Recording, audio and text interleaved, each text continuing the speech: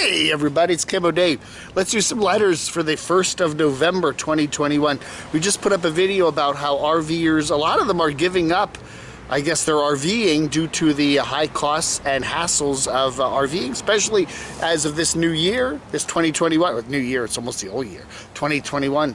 Anyway, Happy Camper says, that's why I either stay at free spots or state parks instead of going to campgrounds, right? Because they're getting more expensive. State parks are usually in the $10 to $25 a day range with full hookup. State parks have more room, so you're not packed in like sardines. This isn't my first new RV, so I knew ahead of time what jerks RV salesmen are. Are RV salesmen kind of related to used car salesmen? You know, there's a couple of Nomads out there that we cover on a regular basis here that I think would be very good RV salesmen. Anyway, Happy continues, mine is a 1018, you mean a 2018. And the interior is junky. Some old folks like me, it's either apartments or RVs, and I'll live in an RV anytime before I'll live in an apartment. Cabra says, again, this truncates everything on here, so I just read the first thing. Cabra says, YouTube money is drying up and disability checks won't support nomad life anymore. It's time to drain the E-Bagger swamp. That's right, vote for Camo Dave, or we'll drain the E-Bagger swamp. Sam says he was booted from YouTube, from the tube, I guess YouTube, 2 years ago for warning about fuel and oil prices going up. Whoa! And now, guess what? It's here! Why would YouTube ban you for, giving your opinion on whether you think fuel prices are going up? That don't make no sense, right? Cheesy says the quality of most RVs was already marginal, so of course they fall apart after 2 days now. Yeah.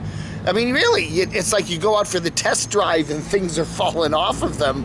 Again, it's more than a car. You got a lot of systems on an RV. Sometimes they can be kind of complicated.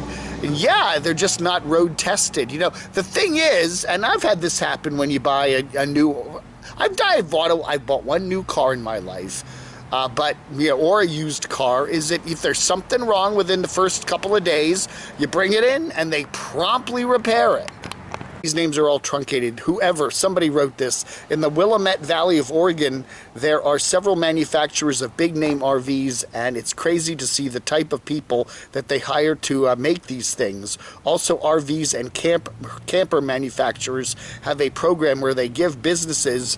They give bonuses for the production. So if they're racing to build them, they're not building them well. Sunny Girl says she finds my comment section a very interesting slice of mankind, and I have to say it isn't good. Not all, mind you, but several. Your pain complaints come when you speak something even remotely close to the truth. I mean, perish the thought that someone, me, you, might actually mention a fact about these nomad scammers. Not all nomads, obviously. Year after year, the same remarks from many of the same folks. I did notice the other day, not too many jumped in the Save Whittle Adam stream and his Disney obsession from Big Bad Dave. I commend you for your intestinal fortitude, Dave. Wow, that is very nice. Thank you, Sunny Girl. Okay, first off, a certain politician has started up what is called some sort of a truth social media channel. And if you read the fine print in the truth social media channel, that if you say anything bad about this certain politician, they'll whack you off the service. So that's the way truth is in this country today, okay? I mean, it just is that way. YouTube, there are so many things on YouTube you can't say. That people can misinterpret it, and bots will then issue strikes and all that other stuff. I've been there. I've been on YouTube for 11 years now, 10 years now, but the last 5 years running this channel, and it is so true that there's just stuff you love to say, but you can't. It's kind of why I started up my Patreon, but I'm not doing a shilling for that. But, you know, there's stuff I say on Patreon now that I can't say here on YouTube. And that's sadly why I had to do that, you know? Excuse me. Open Your Eyes says, get your facts right, Camo Dave. Survival Russia dude is from Denmark, not Sweden. Sorry. I'm so sorry. RS says, what's your opinion on the shirts Blind Views designed for Lollapalooza? And are you jealous he got a shout out from Derek and I didn't? No, I kind of glad Derek shouted him out, not me. Did you know that not too many nomads like you, Dave? What did your friend tell you? Bees are attacking me over here today. What did your friend tell you about Lollapalooza nomads behind the scenes?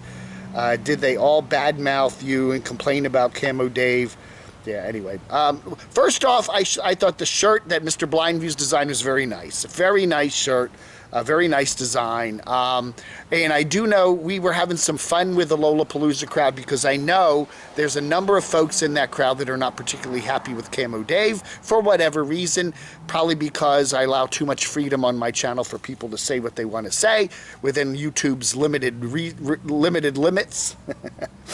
So we were having a lot of fun with Lollapalooza this year. And you know what? Some people just don't have a sense of humor. You know, I gave Lollapalooza a lot of publicity this year, and they should be happy because they did have a good turnout and some nice weather, and it's all because I said so many nice things about them. So there.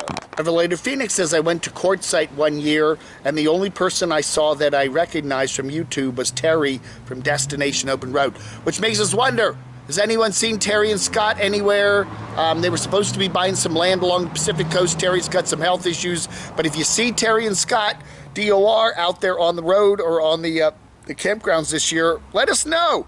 Camo Army reports. Daniel says they should not be flying out to Phoenix from Charlotte in a couple weeks. He says, don't fly or bus. I'm not bussing out west. Instead, rent a box truck or a van. Oh, I could do that. Usually those box truck rentals, though, are not for long distance, right? They're just to pick up something in your neighborhood. Instead, rent a box truck or a van, get a bed and dresser from IKEA, and now you are an instant nomad. Add a porta-potty or a bucket cooler and a butane camp stove, and you are almost self-contained. Or I just drive, see if Little Adam will make it, you know.